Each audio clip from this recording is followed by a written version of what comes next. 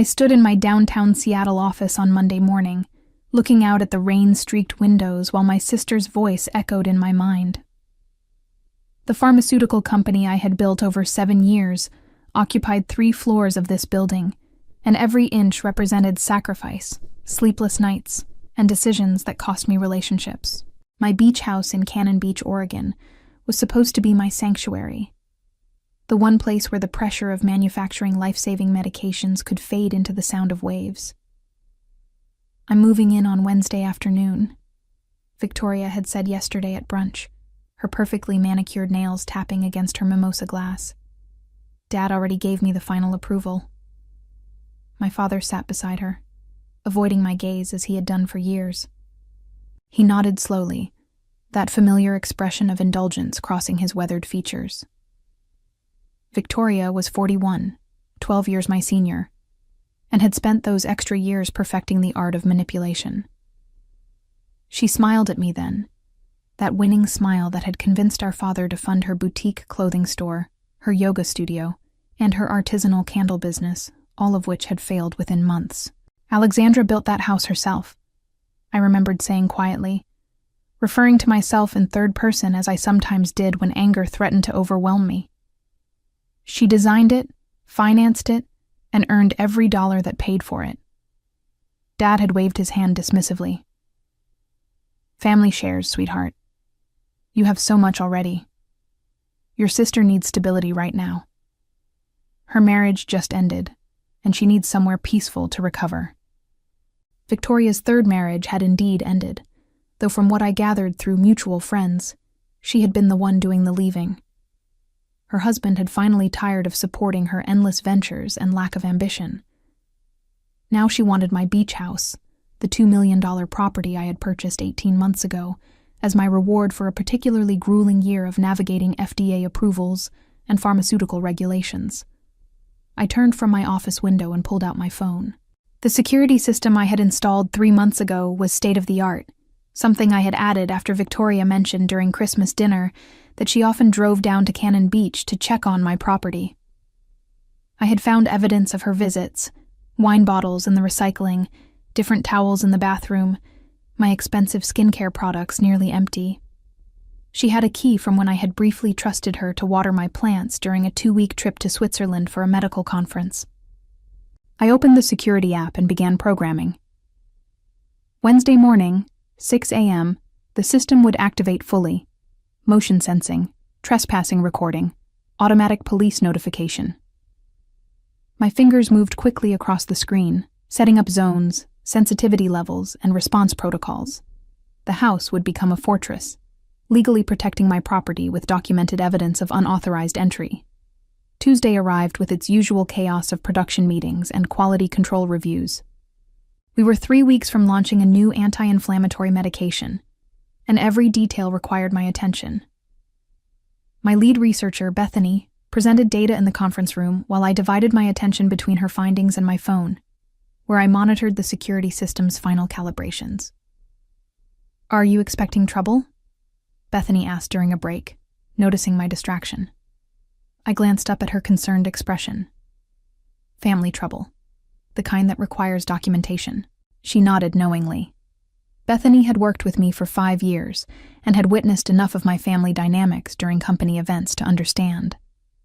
My father had attended our last product launch, spending the entire evening telling investors how proud he was of Victoria's entrepreneurial spirit, while barely acknowledging the company I had built from nothing. That evening, I drove to my Seattle apartment and packed a small bag. Wednesday would require my presence in Cannon Beach, though not in the way Victoria expected. I had booked a room at a small inn 2 miles from my house, a place with reliable Wi-Fi and a clear view of my phone screen.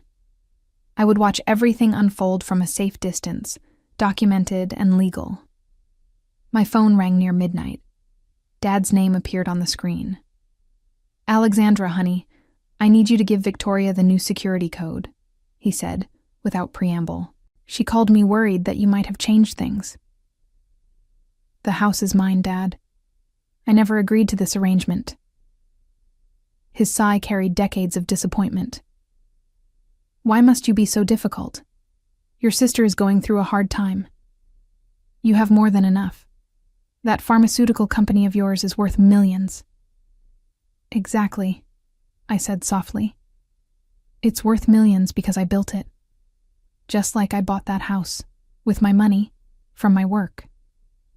Family helps family, Alexandra. I thought I raised you better than this selfishness." I ended the call without responding. Sleep came in fragments, interrupted by dreams of confrontation and scenes I had spent years trying to forget. Victoria borrowing my car in college and returning it with a crumpled fender, never apologizing. Victoria temporarily staying in my first apartment and leaving with my jewelry and my boyfriend. Victoria convincing Dad to invest his retirement savings in her businesses, promising returns that never materialized. Wednesday morning arrived cold and gray. I left Seattle at 5 a.m., driving south through rain that matched my mood. The security system had activated at 6 a.m. precisely, and my phone showed the house sealed and monitoring. Every entry point was armed, every room under surveillance. The cameras were hidden but comprehensive, covering angles that would capture any attempt at entry. I checked into the Cannon Beach Inn at 9 a.m., accepting the key from a cheerful desk clerk who commented on the weather. My room faced away from the ocean, but the Wi-Fi signal was strong. I settled into the desk chair, connected my laptop, and pulled up the security system's full interface. Multiple screens showed different views of my house. The front entrance with its custom driftwood door, the back deck overlooking the beach, the living room with its floor-to-ceiling windows, the kitchen with its imported Italian tile. Everything appeared exactly as I had left it 2 weeks ago during my last visit. The furniture I had carefully selected, the art I had commissioned from local artists, the kitchen equipment I had invested in during a phase when I thought I might learn to cook properly. Every item represented a choice, a moment of success, a reward for the exhausting work of running a pharmaceutical company. My phone buzzed with a text from Victoria. "Running a bit late. Traffic was worse than expected. Should be there by 2 p.m. So excited to finally have some peace and quiet." I stared at the message, noting her assumption that my house was already hers.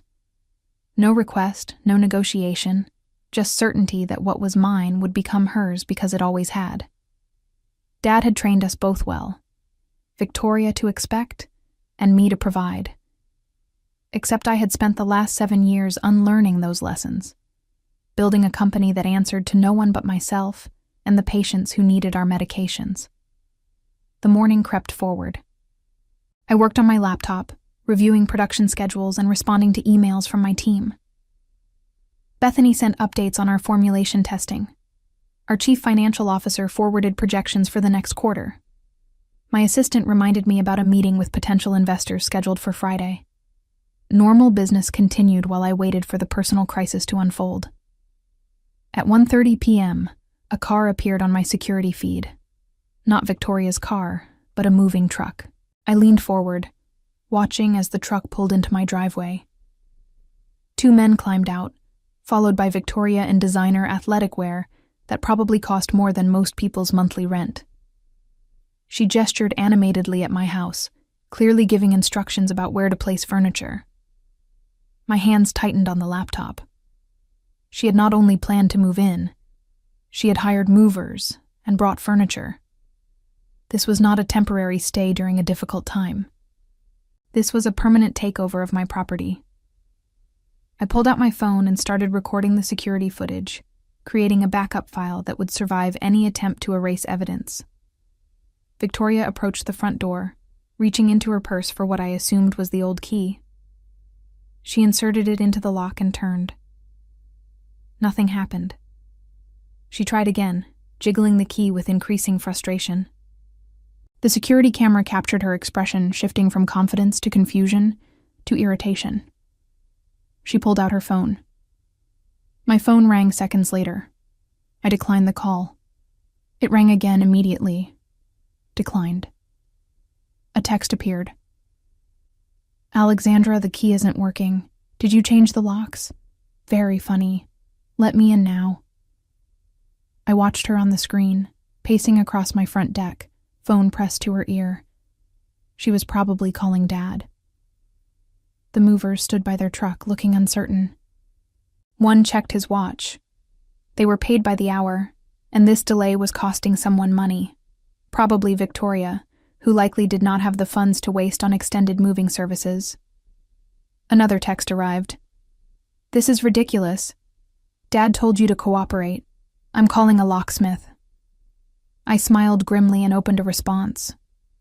"That house is private property. Any attempt to gain unauthorized entry will be treated as criminal trespassing. I have comprehensive security monitoring, and law enforcement will be notified automatically." 3 dots appeared as she typed, disappeared, then appeared again. Finally, "You can't be serious. Dad gave me permission." "Dad doesn't own the house. I do. Leave immediately." I watched her face on the security feed as she read my message. The confusion transformed into rage. She strode back to the front door and pounded on it with her fist, shouting something I could not hear but could easily imagine. The movers exchanged glances, clearly uncomfortable with the situation developing before them. Victoria pulled out her phone again, and this time I answered Dad's call when it came through. "Alexandra Maureen, what is this nonsense?" His voice carried the tone that used to make me apologize for existing. "Your sister is standing outside in the cold, and you've changed the locks like a spiteful child?" "I'm protecting my property from unauthorized access." "She's your sister. I told her she could stay there. You have no right to deny her this basic kindness."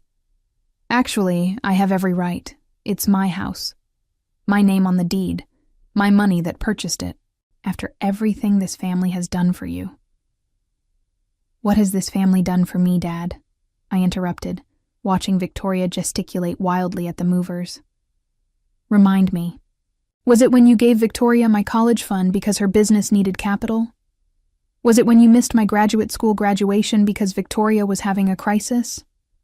Was it when you told investors at my company launch that my success was due to good luck and family values you instilled?" Silence stretched across the line. On my screen, Victoria was now sitting on my front steps, head in her hands. The movers had retreated to their truck, probably deciding whether to leave. "You've become hard," Dad said finally. "Money has made you cruel." "No," I replied softly. "Boundaries have made me sane. Victoria needs to leave my property now, or I will call the police myself." I ended the call and watched the screen. Victoria remained on my steps for another 10 minutes, alternating between phone calls and staring at the door as if willpower alone could open it. The movers finally approached her, and I could see the conversation was not going well. One gestured at his watch, then at the truck. They needed a decision. Victoria stood abruptly and walked to the truck, reaching inside for something. She returned with a small bag, what looked like an overnight case. My breath caught. She was not planning to give up. She set the bag on the deck and circled my house, trying windows. Each window was locked, each one monitored. She tugged at the backsliding door that led to the deck. Nothing budged. I pulled up the security system's audio feed, activating the two-way communication through the doorbell camera. Victoria was back at the front door, phone in hand, probably texting Dad again. I pressed the speaker button. "This is your final warning, Victoria. You are trespassing on private property. Leave now, or law enforcement will be contacted automatically in 60 seconds. Her head snapped up, searching for the source of my voice. She spotted the camera and stepped directly in front of it. "You're really doing this?" she shouted. "You're really going to call the cops on your own sister?" "I'm really going to protect my property from someone who was never invited and refuses to respect clear boundaries. Dad invited me. He has every right. Dad has no rights to this property. None. Zero. This house is solely in my name, purchased with my earnings, maintained with my money. You were never given permission to stay here, and you certainly were never given permission to move in permanently with furniture." Victoria's face contorted with fury. "You think you're so much better than everyone else because you have money. You've always been like this, selfish and superior." I think I'm someone who worked for what I have and is tired of watching other people try to take it. The movers had climbed back into their truck, clearly done with whatever drama was unfolding. They pulled away slowly, leaving Victoria standing alone in my driveway with her overnight bag. She watched them leave, then turned back to the camera. "I have nowhere to go," she said, and I heard the shift in her tone. The anger had morphed into pleading, the manipulation technique she had perfected over 4 decades. "My marriage ended. I'm broke. I need time to figure things out." "You have so much, Alexandra. Can't you share just this one thing?" I watched her face on the screen, remembering 100 similar moments. Victoria asking to borrow money she never repaid. Victoria needing just a small favor that always cost me more than promised. Victoria explaining why her needs trumped mine, always backed by Dad's agreement that family meant sacrifice. Specifically, my sacrifice for her benefit. "You're not broke," I said calmly. "You received a substantial settlement from your divorce. I know because your ex-husband mentioned it when he called to apologize for anything Victoria might try to pull. He warned me you'd been talking about my beach house for months." Her expression flickered, caught in the lie. "You chose to spend that settlement on luxury goods instead of securing stable housing," I continued. "You chose to tell Dad a story that would make him pressure me. You chose to hire movers and plan a permanent takeover of my property without my consent. Those were your choices. Now you get to live with the consequences." "What am I supposed to do?" she demanded, the pleading voice dropping back into anger. "Where am I supposed to go?" "You have options. You can rent an apartment with the money you still have. You can get a job and support yourself like the adult you are. You can stop expecting other people to subsidize your lifestyle choices." Victoria grabbed her overnight bag and hurled it at the front door. It bounced off harmlessly, falling onto the deck. She followed it with a string of curses, most of them variations on my selfishness and cruelty. I recorded everything, watching her rage play out across my security feeds. My phone rang again. Dad's number. I let it go to voicemail. He called twice more, then gave up. A text arrived minutes later. "I'm ashamed of you. Your mother would be heartbroken to see what you've become." That particular weapon had lost its edge years ago.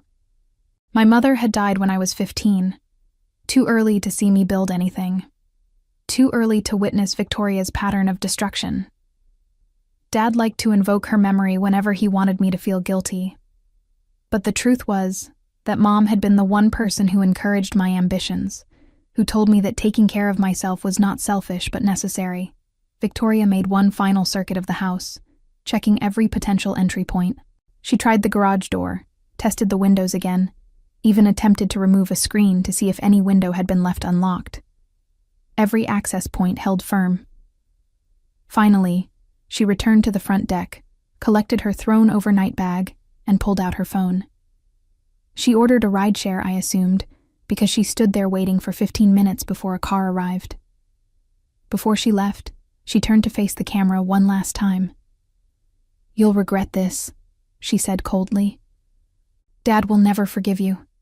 I'll make sure everyone knows how you abandoned family when they needed you most." "I'll take that risk," I replied through the speaker. "Goodbye, Victoria." She climbed into the rideshare vehicle and disappeared down the road. I watched until the car vanished completely, then leaned back in my desk chair and released a breath I had not realized I was holding.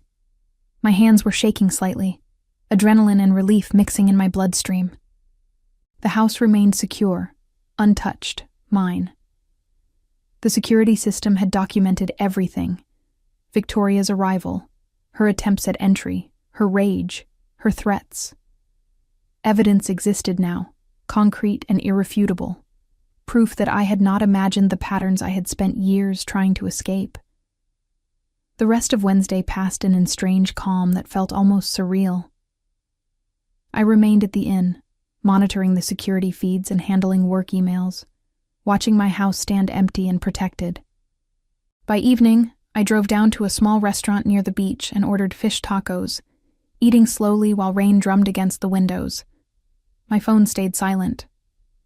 Dad did not call again, and Victoria sent no more messages. Thursday morning, I woke to 17 missed calls, all from Dad's number starting at 6 a.m. The voicemail indicator showed 6 new messages. I listened to them while drinking coffee from the inn's small breakfast area, watching locals and tourists navigate the gray morning.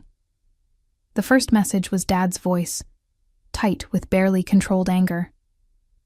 "Alexandra, call me immediately. Your sister spent the night in a hotel she cannot afford, and this is your fault." The second escalated. "I've spoken to your Aunt Patricia. She agrees this behavior is unacceptable. Family does not abandon family." By the 6th message, his tone had shifted to disappointment. "Your mother raised you better than this. I don't know what happened to the generous daughter I once knew." I deleted all 6 messages and called my attorney instead. Jeffrey had handled the purchase of my beach house and had been my legal counsel for the pharmaceutical company since its inception. He answered on the second ring. "I need to document a potential harassment situation," I said, explaining the previous day's events. Jeffrey listened without interruption, then asked pointed questions about the security footage, the text messages, and my father's calls. "You've done everything correctly," he finally said. "Your property rights are absolute. But Alexandra, be prepared for escalation. People who feel entitled rarely accept initial rejection gracefully."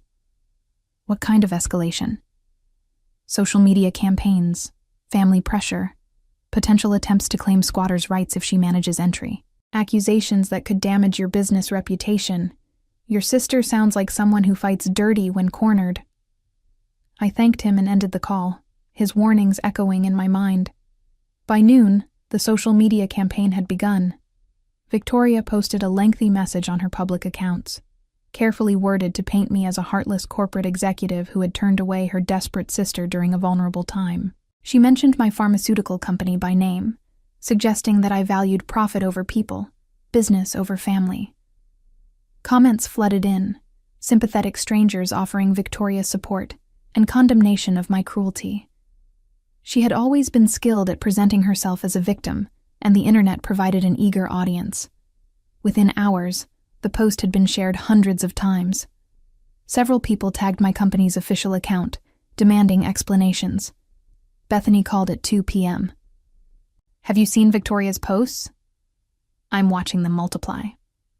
Our PR department is getting inquiries from journalists. They want statements about the pharmaceutical executive who abandoned her homeless sister. This could affect investor confidence right before our product launch."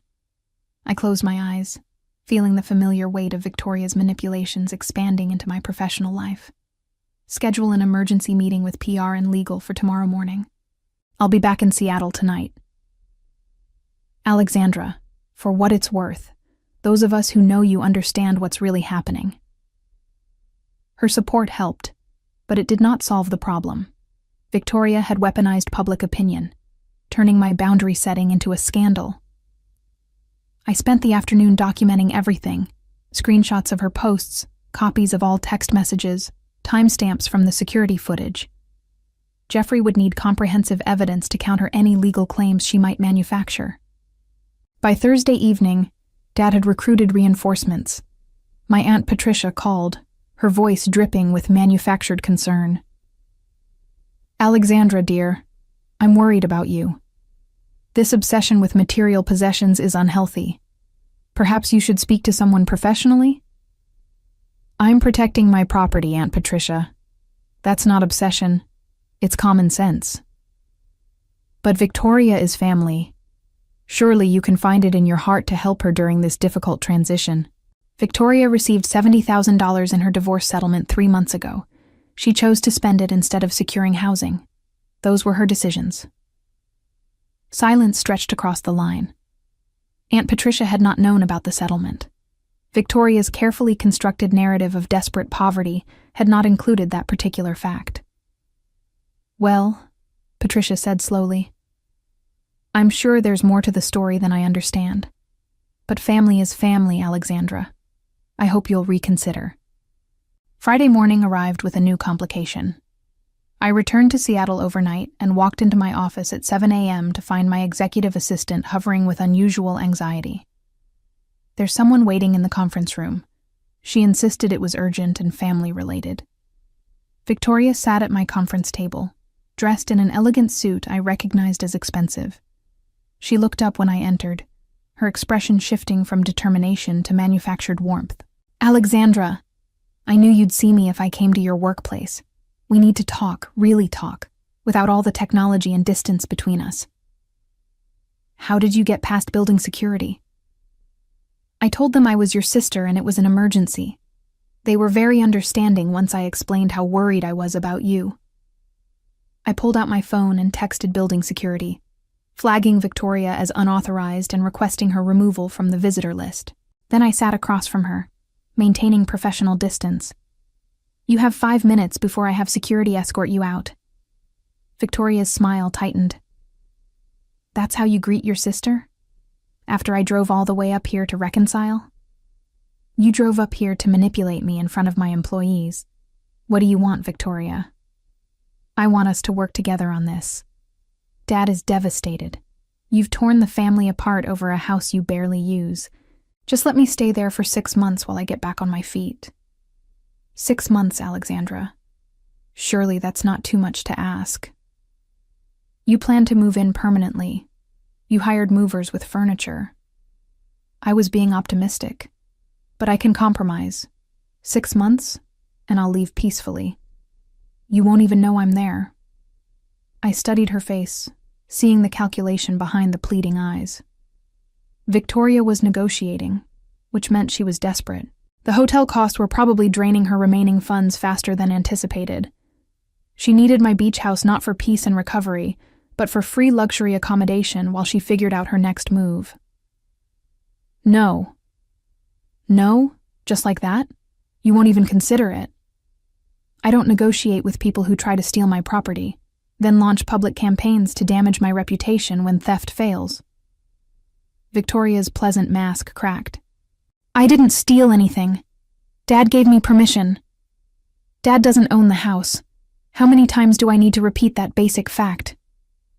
She stood abruptly, her chair scraping against the floor. "Fine. I tried to be reasonable. I tried to meet you halfway. But if you want war, Alexandra, I can give you war. You think your little pharmaceutical company is untouchable? I know people. I have connections. I can make your professional life very uncomfortable. Are you threatening me?" I kept my voice level, despite the anger building in my chest. "I'm promising you consequences. You can't treat family like this and expect no repercussions. Dad agrees with me. He's planning to revise his will, by the way. Thought you should know." She left then, striding out of the conference room with dramatic flair. I sat alone in the silence, processing her words. Dad's will had never factored into my calculations. I had built my own wealth, created my own security. Whatever he chose to do with his estate was his decision. But Victoria had played that card as if it were a devastating blow, revealing how little she understood about what actually mattered to me. The emergency PR meeting started at 9 a.m. My communications director, Thomas, presented analysis of Victoria's social media campaign. The story is spreading beyond her personal network. A few minor news outlets have picked it up as a human interest piece. Wealthy pharmaceutical executive versus struggling sister. They're framing it as corporate greed versus family values.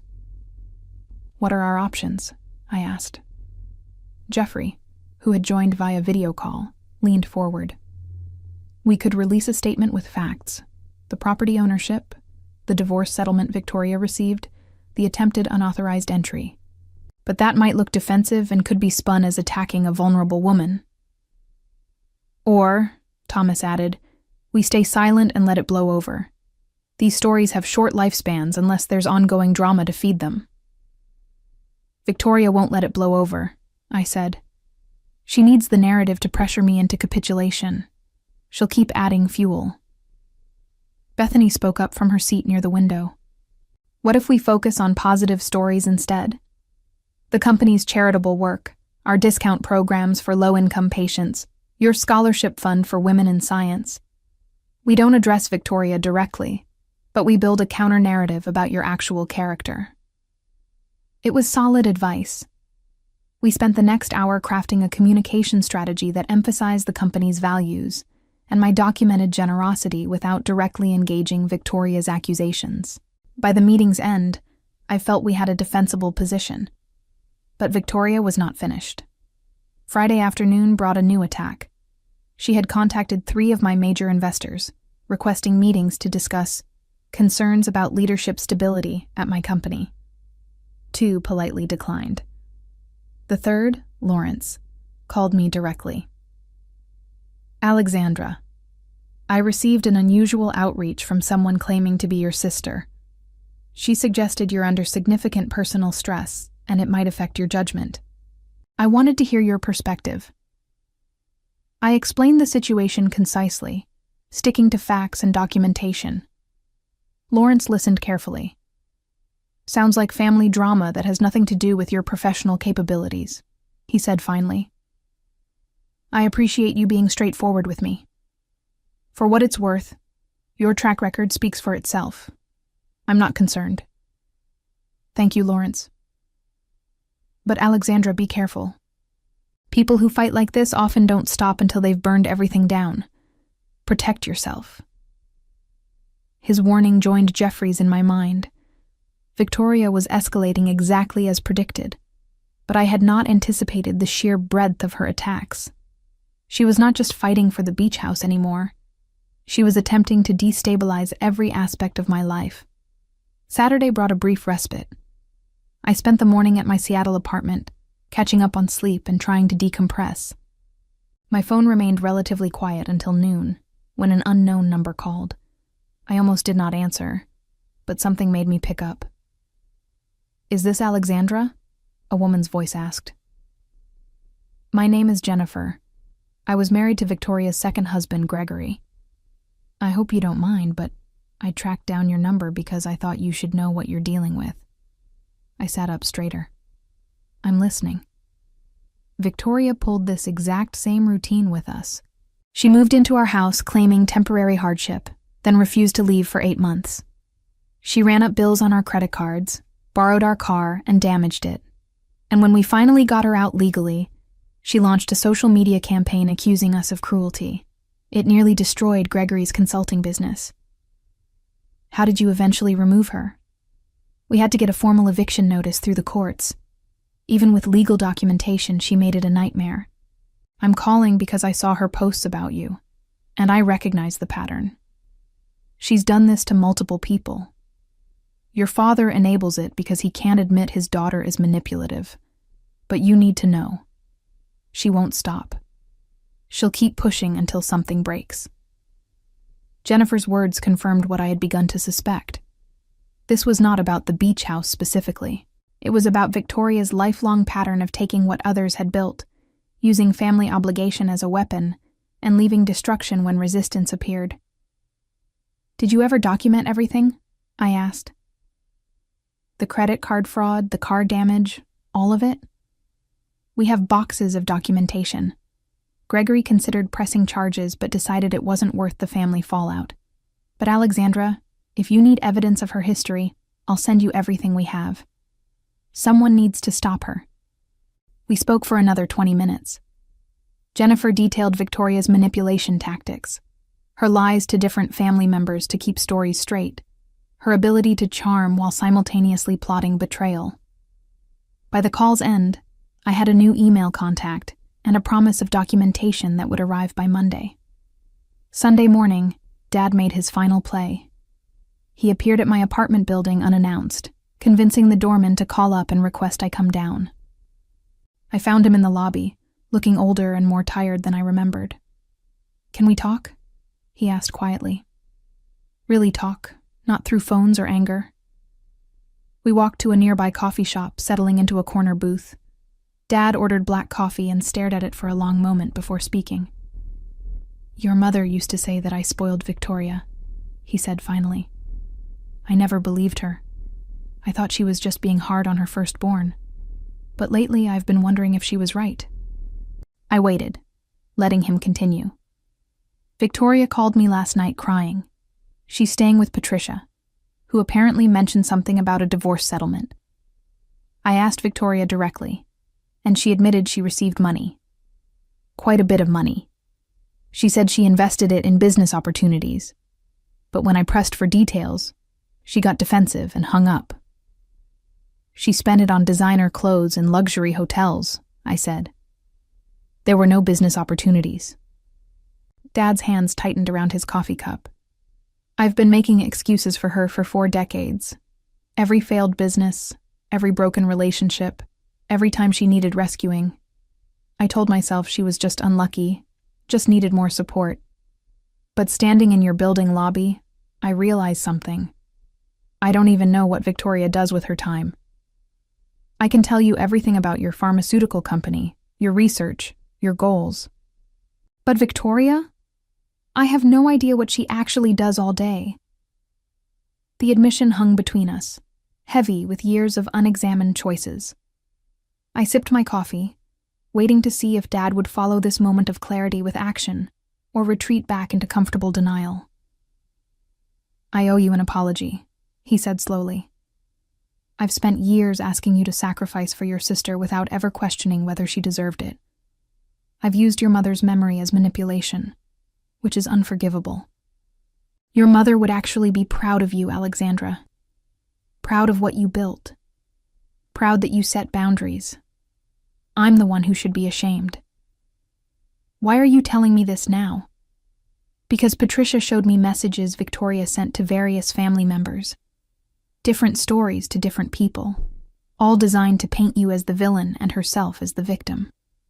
She told Patricia the divorce settlement was only $20,000. She told your cousin Margaret that you stole her inheritance. She told me that you threatened her physically when she went to the beach house. None of it was consistent, and all of it was calculated. I pulled out my phone and showed him the security footage from Wednesday, watching his face as he observed Victoria's rage, her attempts to break into my property, her threats to the camera. He watched in silence, his expression shifting from shock to resignation to something that looked like grief. She's my daughter, he said when the video ended. But she's also a stranger. I don't know this person who lies and schemes and manipulates. Or maybe I've always known and chose not to see. What are you going to do? Stop enabling her. Stop expecting you to compensate for my failures as a parent. Patricia has agreed to let Victoria stay for 1 month, but after that, she's on her own. No more bailouts, no more excuses. She's 41 years old. It's time she learned to support herself. We talked for another hour, carefully navigating decades of resentment and misunderstanding. Dad asked about my company, actually listening to my answers instead of waiting to redirect conversation to Victoria. He asked about my beach house, why I had chosen Cannon Beach, what the property meant to me. Simple questions he should have asked years ago, but never had. When we parted at the coffee shop door, he hugged me tightly. I know I can't fix the past, but maybe I can stop making the same mistakes in the future. I watched him walk away, processing the unexpected reconciliation. It did not erase years of favoritism and neglect, but it was something. A small crack in the pattern that had defined our family for so long. Monday arrived with Jennifer's promised documentation. She sent a massive file containing bank statements showing Victoria's credit card fraud, police reports from the car damage, court documents from the eviction process, and screenshots of Victoria's previous social media campaign against Gregory. The pattern was undeniable. Victoria targeted successful people, positioned herself as needy, then exploited access until forced removal required legal intervention. I forwarded everything to Jeffrey with a note. Prepare for worst-case scenarios. She's done this before and will escalate. His response came within an hour. Already drafting restraining order paperwork. Also, I've been researching her financial history. She's been sued by 3 different landlords for unpaid rent and property damage. Her credit rating is abysmal. She's desperate, which makes her dangerous. The work week proceeded with tense normalcy. My team prepared for the upcoming product launch, while I managed the dual challenges of company leadership and family warfare. Victoria's social media campaign had peaked and was beginning to fade as internet attention moved to newer dramas. The journalists who had inquired about statements had moved on when we declined to comment. Wednesday marked 1 week since Victoria's failed attempt to move into my beach house. I spent the evening in my Seattle apartment, reviewing security footage to ensure my property remained untouched. Everything appeared normal until I noticed something odd. A car had driven slowly past my house 3 times in the past hour, parking briefly down the street each time. I pulled up additional camera angles and zoomed in on the license plate. A quick search revealed the car was a rental. My phone was in my hand immediately, calling Jeffrey. "I think Victoria is planning another entry attempt," I said, explaining the surveillance I had observed. "Can I call the police preemptively?" "You can call the local Cannon Beach Police non-emergency line and request extra patrols near your property. Explain you're the homeowner, you're in Seattle, and you've documented previous unauthorized entry attempts by a family member. They'll likely increase presence in the area." I made the call, speaking with a patient officer who took notes and assured me they would monitor the situation. "We've seen this before," she said. "Family property disputes get messy. We'll keep an eye on your house." 2 hours later, my security system triggered an alert. Motion detected at the back deck. I pulled up the camera feed to see Victoria climbing over the deck railing, clearly having approached from the beach to avoid street-facing cameras. She was dressed in dark clothing, moving purposefully toward the sliding glass door. I activated the two-way audio. "Victoria, you are trespassing on private property. Leave immediately, or I will contact law enforcement." She jumped at the sound of my voice, spinning to locate the camera. When she spotted it, her expression transformed into pure fury. She marched to the camera and stared directly into it. "This is my house now. Dad signed papers giving me ownership. You can't stop me anymore." My blood ran cold. "What papers?" "Dad added me to the deed. He went to a lawyer on Monday and fixed your mistake. This house is half mine now, and you can't do anything about it." I was already calling Jeffrey, hands shaking as I navigated my phone. He answered immediately, and I explained Victoria's claim. "She's lying," Jeffrey said firmly. "Adding someone to a property deed requires the owner's signature, not a family member's permission. Your father cannot unilaterally change ownership of your house. She's bluffing to scare you into backing down." "You're certain?" "Absolutely certain. This is manipulation, not law. Tell her she has 60 seconds to leave, then call the Cannon Beach Police." I returned to the security feed, where Victoria was now testing the sliding door's lock. "Victoria, Dad cannot add you to my property deed. He doesn't own the house. You're lying, and you're trespassing. You have 60 seconds to leave before police arrive." "You're bluffing," she shouted at the camera. "You won't actually call the cops on your own sister." I was already dialing the Cannon Beach Police emergency line, watching Victoria on my screen while explaining the situation to the dispatcher. The officer I had spoken with earlier must have flagged my address because the dispatcher's response was immediate. "We have units in the area. They'll be there within 5 minutes. She's testing windows now," I reported, watching Victoria circle my house searching for any weakness. "She's attempting to force entry. Ma'am, please stay on the line and continue documenting her actions." The police arrived in 3 minutes, 2 vehicles with lights, but no sirens. I watched through multiple camera feeds as 2 officers approached the back deck where Victoria was now attempting to pry open a window with what looked like a screwdriver. She did not notice them until one called out, identifying themselves as law enforcement. Victoria spun around, and I watched her expression shift rapidly through several emotions: shock, fear, then sudden tears. She dropped the screwdriver and covered her face with her hands, her shoulders shaking with what appeared to be sobs. I had seen this performance before, the instant transformation into helpless victim. "Officers, thank goodness you're here," she called out, voice breaking convincingly. My sister locked me out of our family property. I've been trying to get my belongings, but she changed all the locks. I didn't know what else to do. One officer approached her cautiously, while the other surveyed the property. Ma'am, the owner of this property called us. She states you don't have permission to be here. The owner is my sister, and she's being vindictive because of a family disagreement. Our father gave me permission to stay here. This is a family matter, not a police matter. I spoke through the doorbell camera's speaker, my voice calm and clear. Officers, I'm the sole owner of this property. I'm currently in Seattle but monitoring my security system. This woman is my sister Victoria, and she has no legal claim to this house. She attempted to move in last Wednesday without permission, and I denied her entry. She's now attempting forced entry, which I've documented on video. The officer looked up at the camera, nodding slightly. Ma'am, can you provide proof of ownership? I'll email copies of the deed, property tax records, and mortgage documentation to your department immediately. My attorney's contact information is Jeffrey Morrison at Morrison Legal Group in Seattle. He can verify everything. Victoria's tears intensified. This is ridiculous. She's my sister. Why are you treating me like a criminal? Ma'am, do you have documentation showing permission to be on this property? The second officer asked, circling back from his inspection of the attempted break-in points.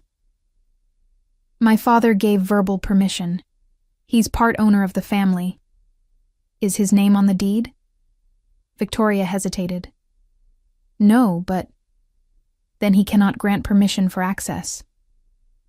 The officer's tone remained professional but firm. Do you have keys provided by the actual owner? I have keys. Victoria pulled a key ring from her pocket triumphantly. See? I have keys to this house. Those keys don't work anymore, I said through the speaker. I changed the locks 3 months ago after discovering she had been entering my property without permission and using my belongings. The keys she's holding are obsolete, which is why she was attempting to pry open a window. The officer who had been examining the window frame spoke up. There are fresh marks here consistent with forced entry attempts. Ma'am, I need you to come with me to the patrol car while we sort this out. I'm not going anywhere. This is my family's property. Ma'am, you can come voluntarily, or I can place you under arrest for attempted breaking and entering. Your choice. I watched Victoria's face on the camera as reality penetrated her fantasy of ownership. The tears stopped abruptly, replaced by cold calculation. She was weighing her options, trying to determine which path offered the best outcome. I want to speak to my father, she said finally. He'll straighten this out. You're welcome to call him from the station, the officer replied. But right now, you need to leave this property. Victoria pulled out her phone, but instead of calling Dad, she took a photo of the officers. I'm documenting this harassment. My lawyer will be very interested in how you've treated me based on my sister's lies. Ma'am, please put your phone away and accompany us now. What happened next unfolded so quickly that I almost missed it. Victoria suddenly bolted, not toward the street, but toward the beach, apparently believing she could escape across the sand. The officers reacted immediately, one radioing for backup while the other pursued on foot. Victoria made it perhaps 50 yards before losing her footing in the soft sand and falling hard. The pursuing officer caught up quickly, and within moments Victoria was in handcuffs, screaming about police brutality and illegal arrest. I recorded everything from multiple camera angles, watching the scene play out with a strange detachment. This was my sister, the person I had grown up with, now being arrested for trying to steal my property. The second patrol car arrived, and backup officers helped escort Victoria to a vehicle. She was still shouting, her voice carrying across the beach. Alexandra, I know you're watching. This isn't over. You can't treat family like this. One officer approached the front door camera. Ma'am, are you still on the line? I'm here.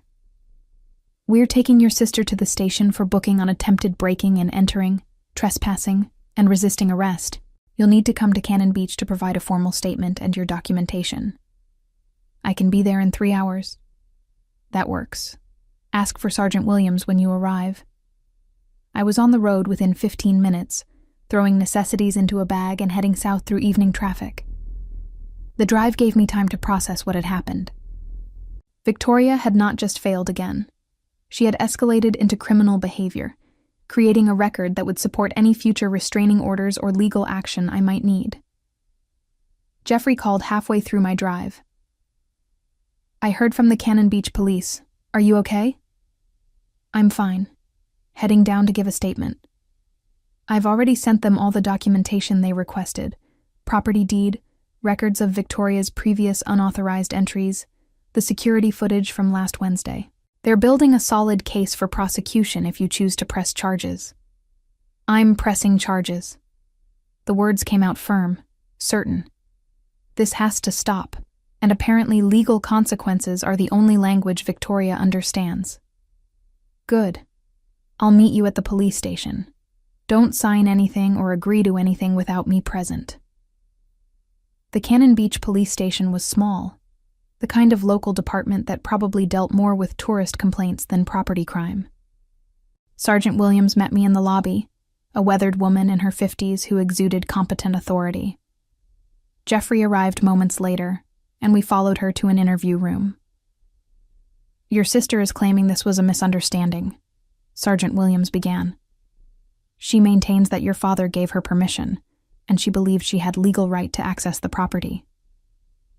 My father doesn't own any portion of the property, I replied, sliding documentation across the table. I'm the sole owner, as shown here.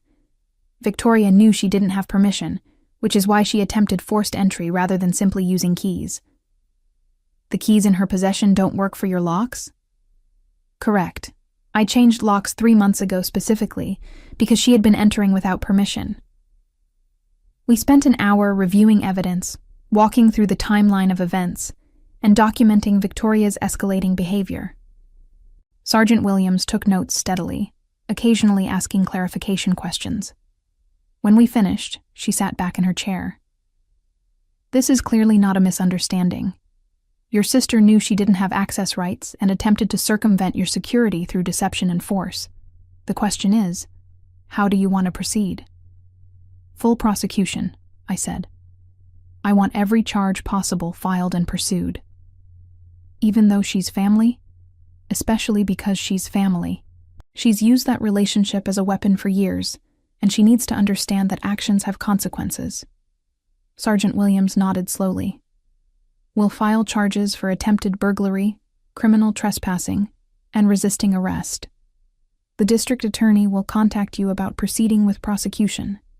Be aware that this will create a permanent record and could result in jail time if convicted. I understand. After the police station, Jeffrey walked me to my car in the parking lot. You know Victoria will use this to paint you as even more villainous. She'll claim you had her arrested out of spite. Let her. I have documentation, police reports, and witness statements. The truth is available to anyone who wants to look beyond her victim narrative. Your father called me earlier, Jeffrey said carefully. He wanted me to convince you to drop the charges. What did you tell him? That you're my client, not him, and that you're making the right legal decision. He wasn't happy, but he accepted it. I drove to my beach house finally, parking in the driveway I had watched Victoria invade twice now. The house stood peaceful in the evening light, untouched and secure. I walked through each room slowly, checking for any damage, any sign that Victoria's attempts had succeeded. Everything remained exactly as I had left it. My furniture, my art, my sanctuary intact. That night, I slept in my own bed while waves crashed against the shore outside. The security system stayed armed, monitoring for threats that might still come. But for the first time in weeks, I felt something like peace settling into the spaces Victoria had tried to occupy. Thursday morning brought unexpected news. Dad called at 8 a.m., his voice careful and subdued. Victoria contacted me from jail. She needs bail money. And? I waited for the request, the pressure to help family despite everything. And I told her no. I told her that she created this situation through her own choices, and she needs to face the consequences. Patricia is also refusing to help. Victoria is going to have to use her remaining money for bail and legal defense. I'm surprised. The words felt inadequate for the magnitude of what Dad was saying. I should have done this years ago. Decades ago. Your mother tried to tell me, but I didn't listen. I'm listening now, Alexandra. I'm sorry it took this long. After we hung up, I sat on my deck watching seabirds wheel across the morning sky. The air smelled of salt and possibility. My phone buzzed with messages from my team in Seattle. The product launch was proceeding perfectly. Early reviews were exceptional. Investors were pleased with initial market response. Life continued forward, despite Victoria's attempts to derail it. My company thrived because I had built it on solid foundations, not family obligations or borrowed success. My house stood secure because I had earned it and protected it with boundaries Victoria had never learned to respect. The weeks that followed Victoria's arrest brought a strange clarity to my life. The constant tension of waiting for her next attack dissolved, replaced by the simple rhythm of running my company and occasionally visiting my beach sanctuary. The legal process moved forward steadily. Victoria pleaded not guilty, claiming she had genuinely believed Dad's verbal permission granted her access rights. The district attorney, armed with my documentation and security footage, was unimpressed with her defense. Dad and I rebuilt our relationship slowly, carefully. He attended a product launch event in Seattle, staying afterward to tour the facility properly for the first time. He asked intelligent questions about our research and manufacturing processes, listened to my team members describe their work, and made no mention of Victoria's achievements or needs. It was the attention I had craved for years, arriving late but genuine. Your mother would have loved seeing this, he said, as we walked through the research labs where Bethany's team developed new formulations. She always said you had the determination to change the world. I wish I had believed her sooner. Victoria's trial was scheduled for early December. Her public defender contacted Jeffrey to discuss a plea bargain, guilty plea to criminal trespassing in exchange for dropped burglary and resisting arrest charges. The recommended sentence would be probation, community service, and a permanent restraining order preventing her from coming within 500 feet of me or my properties. It's a reasonable offer, Jeffrey said during our consultation call. You'd get legal protection without the uncertainty of a trial. What's your recommendation? Accept it. You've already won what matters: clear boundaries, legal documentation of her behavior, and protection going forward. Pushing for maximum punishment won't give you anything more valuable than what this plea provides. I accepted the plea bargain. Victoria would serve 200 hours of community service, attend mandatory counseling for boundary issues, and live with the permanent record of criminal trespassing. More importantly, the restraining order meant she could never show up at my home, my office, or my beach house again. Legal consequences enforced what family obligation never could. The day Victoria signed the plea agreement, I received an email from Jennifer, the ex-wife who had warned me about Victoria's patterns. I heard about the criminal charges. Gregory and I are considering reopening our case against her for credit card fraud. Your documentation and successful prosecution make it more likely we'd be taken seriously. Thank you for finally holding her accountable. I responded with encouragement and an offer to share any relevant evidence that might help their case. Victoria's web of victims was larger than I had realized, and each person she had exploited deserved the chance at justice and closure. By mid-December, my life had settled into a new normal. The product launch exceeded projections, securing another round of investor funding that would let us expand into additional therapeutic areas. I promoted Bethany to Vice President of Research, recognizing her years of dedicated work and brilliant contributions. My team gathered at a downtown Seattle restaurant to celebrate, toasting with sparkling cider and sharing stories about the challenges we had overcome together. To Alexandra, Thomas said, raising his glass, for building a company that actually gives a damn about patients, not just profits. To surviving family drama without losing your mind, Bethany added with a knowing smile. I raised my own glass, looking around at the people who had chosen to work with me, who respected what I had built, who understood that success required boundaries and principles. To all of us, to choosing the difficult right over the easy wrong. The week before Christmas, I spent 5 days at my beach house. The weather was cold and gray, rain intermittent, tourists sparse. Perfect conditions for solitude and reflection. I walked the beach each morning, watching waves reshape the sand, thinking about the year that had passed and the version of myself who had emerged from conflict. Victoria had tried to take what I built, using family obligation as justification for theft. She had failed because I finally understood something essential. Love without boundaries is not love but enabling, and generosity without reciprocity is not kindness but exploitation. Setting limits did not make me cruel. It made me sane. Dad called on Christmas Eve with news that Victoria had moved to Arizona, taking a job managing a retail store and renting a modest apartment with her own money. "She's complaining about the work and the heat," he said, "but she's actually showing up to her shifts and paying her own rent. It's the first time in years she's been entirely self-sufficient. Good for her." I meant it. Victoria needed to learn that survival required effort, not manipulation. Maybe she would figure it out. Maybe she would not. Either way, her choices were no longer my responsibility. On Christmas morning, I sat on my deck wrapped in blankets, drinking coffee as winter sun broke through clouds over the ocean. My phone held no demands, no crises, no family members expecting me to sacrifice myself for their convenience. Just quiet messages from friends, a video call scheduled with Dad for later, and the peaceful solitude I had fought to protect.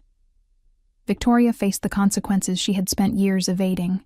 The criminal trespassing conviction followed her into background checks, limiting housing options and employment opportunities. The restraining order isolated her from family members who might have helped her rebuild, forcing her to finally develop self-reliance she had never needed before. Her social media followers eventually realized her victim narrative had been constructed from lies, and her posts attracted criticism rather than sympathy. She discovered what I had learned young. The world rarely rewards manipulation once the truth comes to light. Looking back on my journey of protecting what was mine, I felt no guilt, only the quiet satisfaction of boundaries honored and justice served. I had chosen myself over family obligation, and in doing so, I had finally found the peace I deserved.